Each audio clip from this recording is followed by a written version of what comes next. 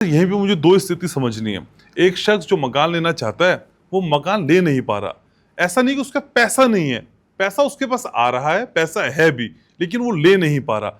Sir, पैसा आने की गारंटी मकान लेने तक क्यों नहीं पहुंचती, या आता हुआ पैसा मकान आपको क्यों नहीं दिला पा रहा? सर वही स्थिति है कि पैसा हो सकता है किसी और वजह से उसके पास आ रहा हो। कहीं ना कहीं वास्तु में दिक्कत तो होती है ऐसी। अगर वास्तु में दिक्कत है तो आप अपनी मनचाही इच्छा पूरी नहीं कर पाएंगे। सिर्फ मकान की बात नहीं है। हाँ, मैं यही आपसे समझना चाह रहा हूं। आपकी कोई भी इच्छा पूरी नहीं होगी, पैसा होता रहना। हम बहुत लोगों से मिलते हैं, अरबोपति खरबोपति लोग हैं, और वो उनके यहाँ प्रॉब्लम क्या है जी, ये नहीं हो रहा जी, ये नहीं हो रहा जी। अभी एक बहुत बड़े बिल्डर हैं, अच्छा, तो उनके घर गए हम, देखा मैंने उनको बताया, मैंने कहा जी ऐसा ऐसा चल रहा है। कहते हैं हाँ जी।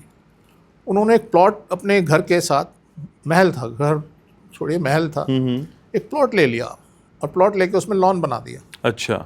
तो मैंने उनसे पूछा, मैंने कहा कब लिया ये प्लॉट? कहते जी 1 साल हो गया। और मैंने कहा तब से ये प्रॉब्लम शुरू हुई? कहते हैं हाँ जी। तो कटवाया उस प्लॉट को, उनके प्लॉट उन्होंने जोड़ दिया था अपने प्लॉट के साथ, उसमें लॉन बना दिया था, तो उसे कटवाया गया। कटवाया तो उसके बाद उनके धीरे धीरे काम बनने शुरू हुए, शादियां बच्चों की, ये वो सारी चीज़ें होने शुरू हुई। तो इसलिए सर ये जो पैसा होना और हमारी इच्छाएं पूरी होना दोनों अलग बातें हैं।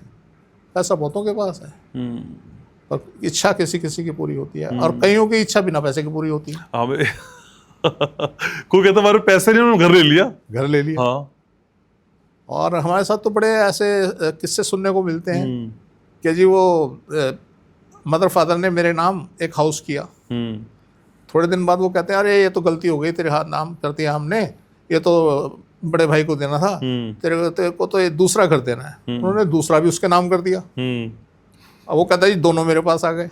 अब वो फादर कहते हैं चल तो रख ले, कोई बात नहीं, जिसमें हम रह रहे हैं ये भाई को दे देंगे। तो ऐसा भी होता है कई बार।